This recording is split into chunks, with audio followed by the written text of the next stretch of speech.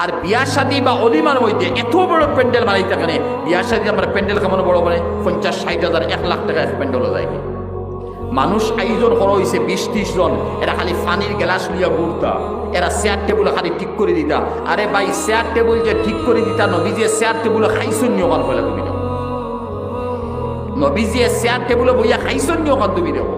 আফসুস লাগে ভাই এরকম আজকাল এমন মাইসে কন্ডিশন বানাইছেন, এই বাড়ি দিনদার বাড়ি পরহেজগার সারা ঠিক আছে, কেউ এমন সুন্দরে, এটা তো আমার তো আমল নাই, কিন্তু দেখিয়া মনে মনে রাগ করি করে বইয়া ভাই উঠে হবে জি হুজুর সুন্দর ডাইনিং টেবিল তো কি সুন্দর, বেটা মানে 20-30 হাজার টাকা দিয়ে বানাইছে, হুজুর ওই তো কি সুন্দর অন বইয়া খাইবা।